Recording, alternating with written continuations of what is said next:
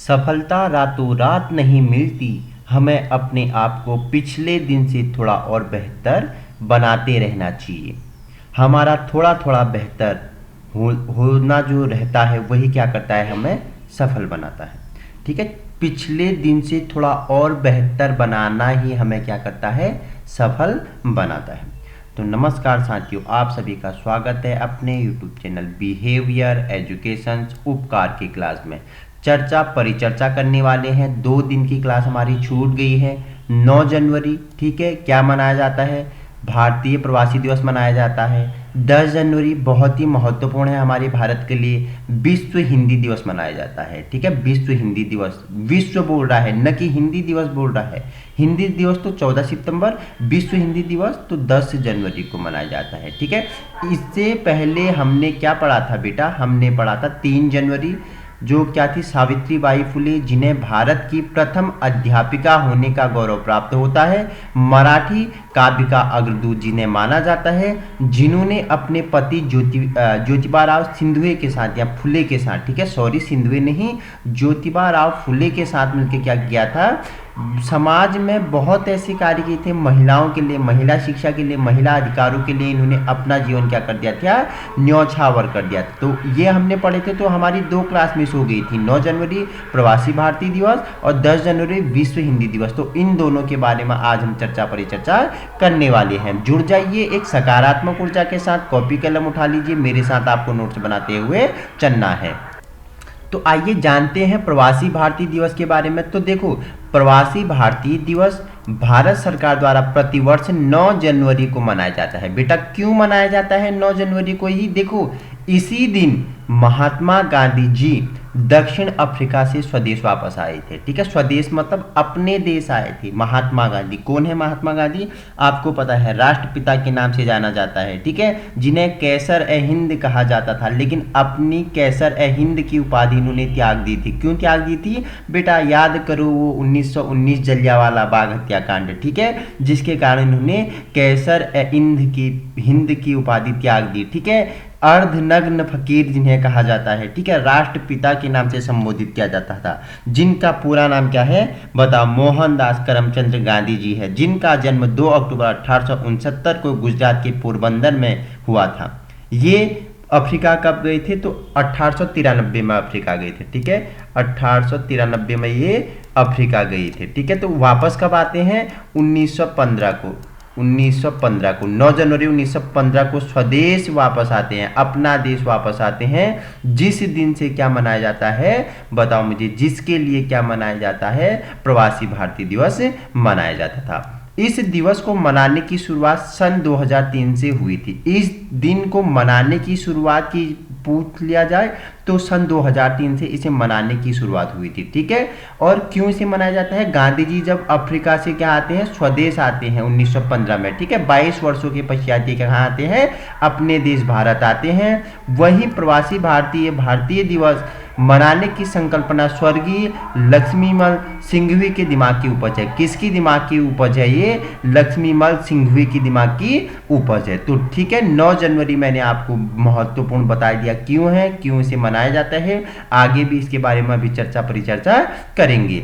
दूसरा हमारा जो स्लाइड है वो है 9 जनवरी, ठीक है, सुंदरलाल बहुगुणा की जयंती। ठीक है, मेरी पहली वीडियो पड़ी थी इससे पहले साल 9 जनवरी वाली। ठीक है, आज दूसरा लेक्चर है। ठीक है, तो पूरा नाम आपको पता है क्या है, सुंदरलाल बहुगुणा है। जन्म कब हुआ था, 9 जनवरी 1927 को इनका जन्म कहाँ हुआ था, सिलियारा में, उत्तराखंड में हुआ था। ठीक है, सिलियारा उत्तराखंड में हुआ था।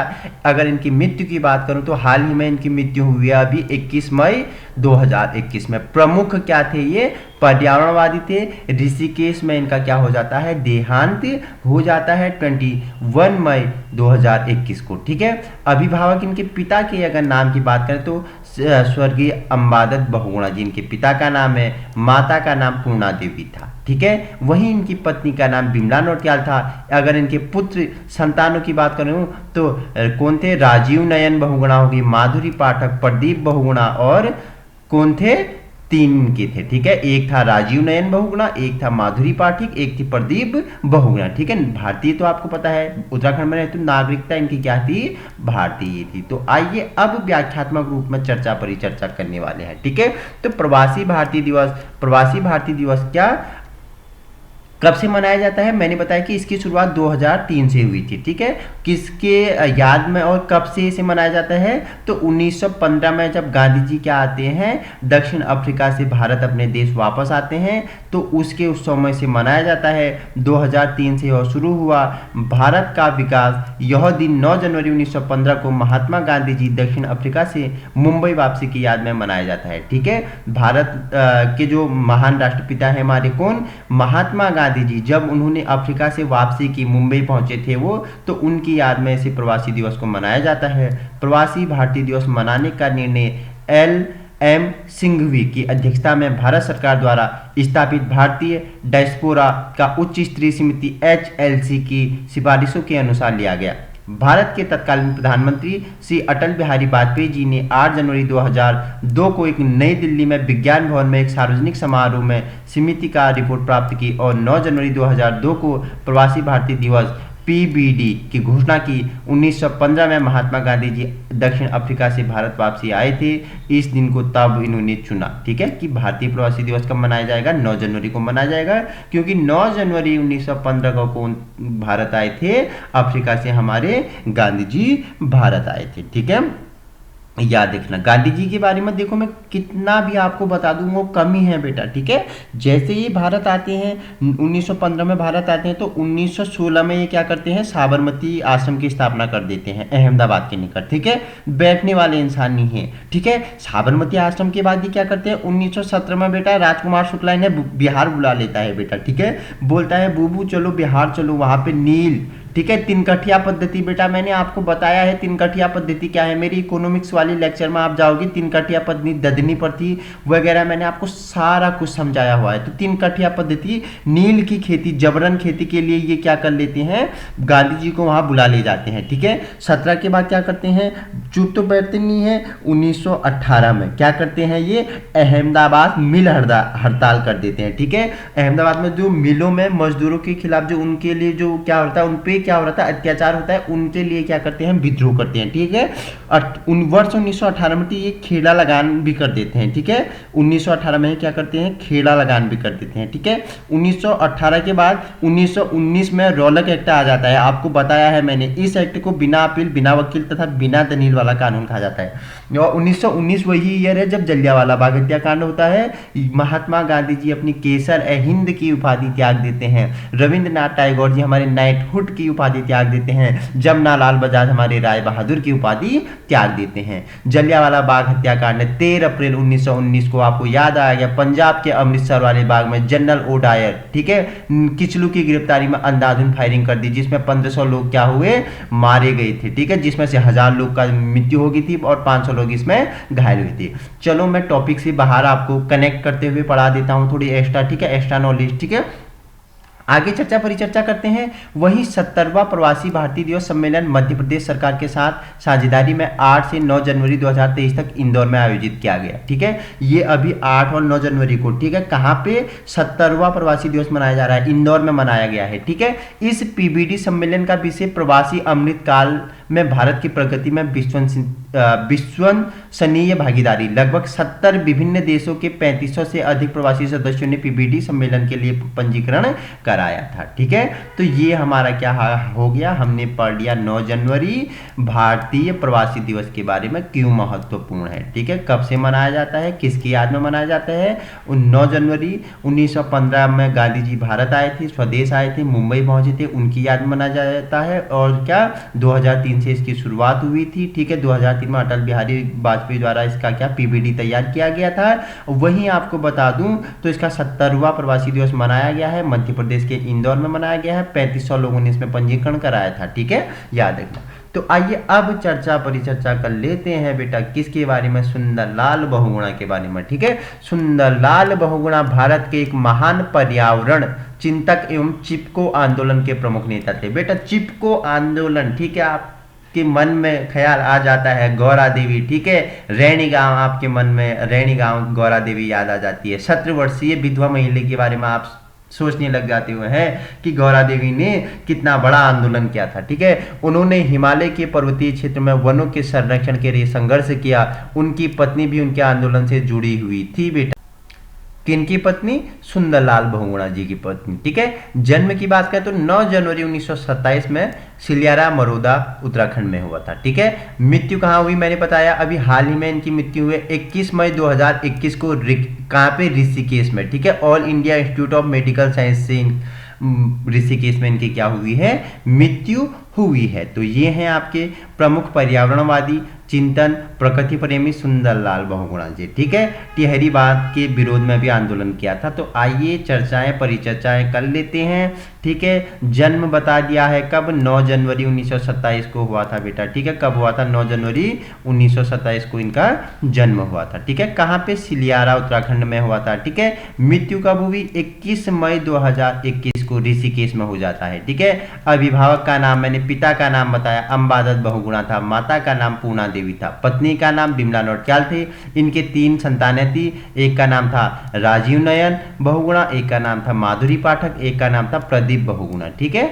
शिक्षा अगर इनकी बात करें तो इन्होंने बीए की थी और एमए की थी, ठीक है। एमए इनकी क्या रह गई थी? अपूर्ण रह गई थी। कुछ परिस्थितियों के कारण ये एमए की शिक्षा को क्या नहीं कर पाए? पूर्ण नहीं कर पाए, वो इनकी अधूरी रह गई, ठीक है। पुरस्कार की बात करें, इनकी उपाधि की बात करें तो पद्मश्री से इन्हें नवाजा गया, पद्म विभूषण से इन्हें नवाजा गया, राष्ट्रीय एकता पुरस्कार इन्हें दिया गया, ठीक है। राइट लाइवलीहुड का पुरस्कार इन्हें दिया गया था, ठीक है, चिपको आंदोलन के लिए, ठीक है। जमनालाल बजाज पुरस्कार और सामाजिक विज्ञान की में डॉक्टरी की मानक उपाधि IIT रुड़की द्वारा विशेष योगदान इन्हें दिया गया, ठीक है। चिपको आंदोलन के प्रमुख नेता, कार्य क्षेत्र में सामाजिक कार्यकर्ता, गांधीवादी विचारक ये रहे हैं। कौन? हमारे सुंदरलाल बहुगुणा, ठीक है। तो जन्म मैंने बता दिया, ठीक है। ये प्रसिद्ध क्या थे? पर्यावरणवादी थी। मैं बता रहा हूं क्या है ये प्रसिद्ध पर्यावरणवादी हैं, ठीक है। तो आइए आगे चर्चा परिचर्चा करते हैं। चिपको आंदोलन के प्रमुख नेता रहे हैं। इन्हें सन 1984 में राष्ट्रीय एकता पुरस्कार से सम्मानित किया गया था। सुंदरलाल बहुगुणा के अनुसार पेड़ों को काटने की अपेक्षा उन्हें लगाना अति महत्वपूर्ण है, ठीक है बेटा। पेड़ों को काटने की अपेक्षा उन्हें लगाना अति महत्वपूर्ण है। सन 1949 में मीराबेन व ठंकर बाप्पा निस के संपर्क में आने के बाद सुंदरलाल बहुगुणा दलित वर्ग के विद्यार्थियों के उत्थान के लिए भी प्रयासरत हो गए तथा उनके लिए टिहरी में ठक्कर बाप्पा हॉस्टल, ठीक है, की स्थापना की। आपसे पूछ ले कि ठक्कर बाप्पा हॉस्टल की स्थापना किसके द्वारा की है? बेटा इंपोर्टेंट है, ठीक है, लगा लीजिए स्टार, फटाफट लगा लीजिए। पहली बार सुन रहे हैं, ठक्कर बाप्पा हॉस्टल की स्थापना किसके द्वारा क्यों की गई? तो सुंदरलाल बहुगुणा जी द्वारा दलितों के उत्थान के लिए ठक्कर बाप्पा हॉस्टल की स्थापना की गई थी। दलितों को मंदिर प्रवेश का अधिकार दिलाने के लिए भी उन्होंने आंदोलन छेड़ दिया। पर्यावरण संरक्षण के प्रतीक में ये क्या रहे? प्रमुख इनकी भूमिका रही। न सिर्फ देश बल्कि दुनिया में प्रकृति और पर्यावरण संरक्षण के बड़े प्रतीक में क्या सुमार सुंदरलाल बहुगुणा ने 1972 में चिपको आंदोलन को भी धार दी, ठीक है। धार दी मतलब इसको भी क्या दी? दिशा प्रदान की, ठीक है। साथ ही देश दुनिया को वनों के संरक्षण के लिए प्रेरित किया।